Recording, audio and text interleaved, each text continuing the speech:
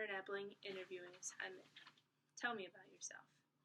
Hi, my name is Erin Ebling, and I am currently a freshman student at Temple University's Fox School of Business. I like to think of myself as an outgoing, honest individual who isn't afraid to say what is on my mind. For instance, if a situation occurs that I do not agree with, I will voice my opinion as to why I do not agree and try and come up with an alternative solution that I think would be the right solution to go with. On the other side of things, if somebody does not agree with me, I am always open to what they have to say to get the right outcome if they have facts to back it up. I once took a Myers-Briggs personality assessment and got ENTJ as my personality, standing for extroverted, intuitive, thinking, and judging. Extroverted meaning I am outspoken, intuitive meaning I go with my gut feeling to decide on situations, thinking meaning I look at facts and statistics to come up with an outcome, and judging meaning I like to have an order and a plan to get things accomplished.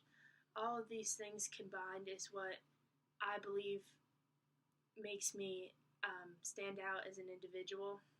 It's what helps me achieve a goal by looking at a situation, assessing what needs to be done, and getting it done in the proper and efficient way.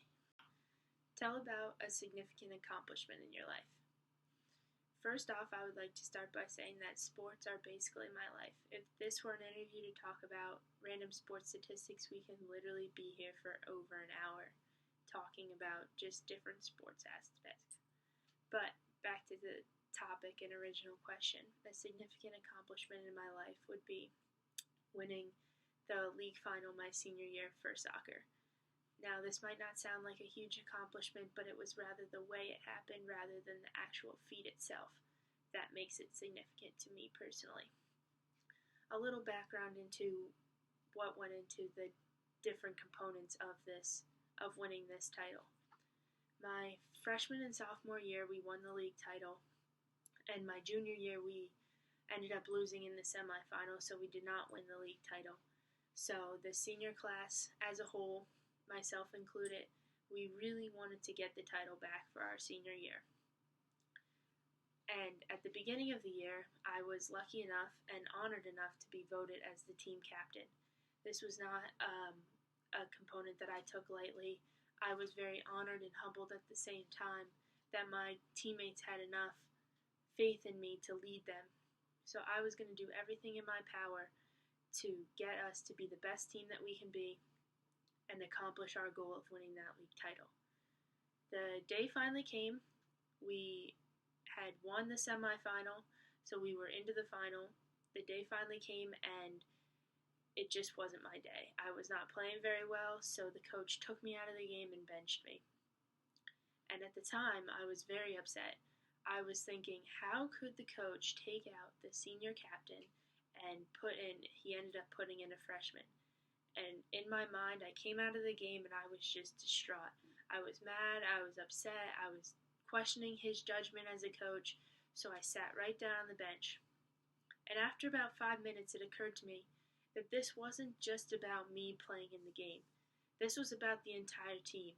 This was about the team accomplishing the goal that we had set at the beginning of the year to win that league title.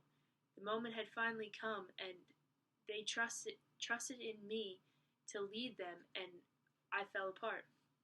So after 5 minutes, I pulled myself together, and I started being more vocal. I started encouraging everybody, and it ended up being a great decision because that girl that went in for me, she ended up scoring the game-winning goal. We won 2-1, but it wasn't just the fact that we had won the game that made it so special. It was the fact that I was able to transform as a leader. I was able to transform from a leader not just on the field, but a leader vocally.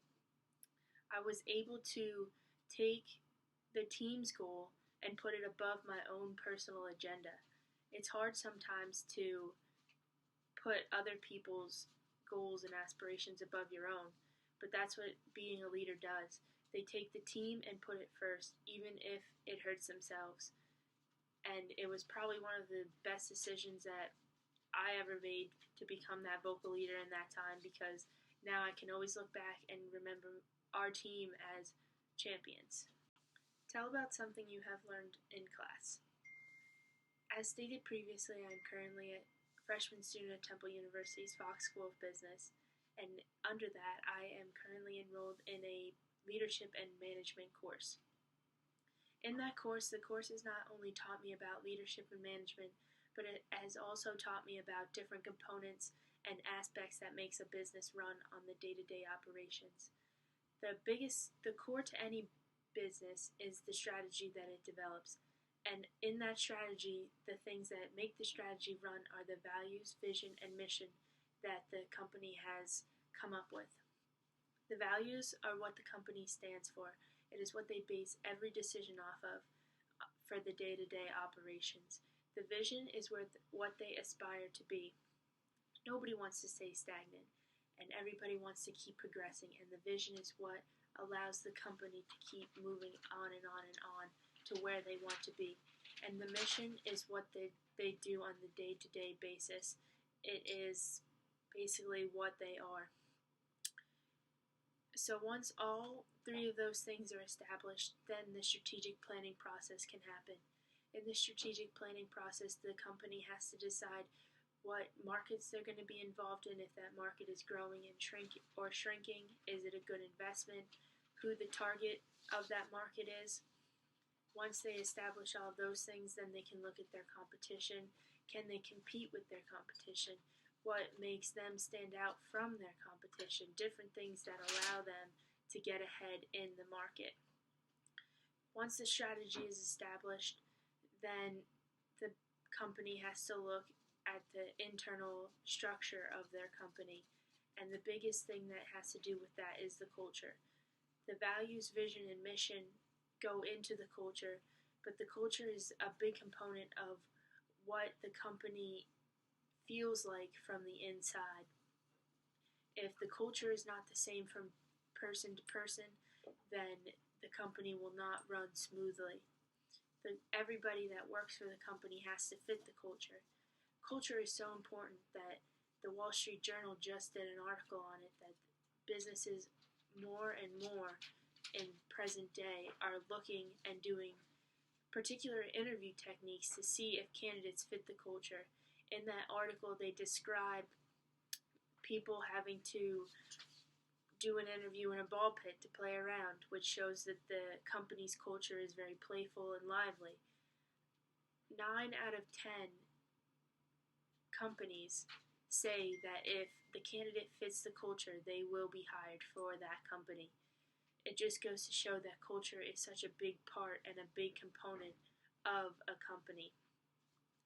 So in the leadership and management course that I am currently enrolled in, I learned about the values, vision, and mission of a company and how that plays into culture and how that makes the business and or company as a whole run for the day-to-day operations.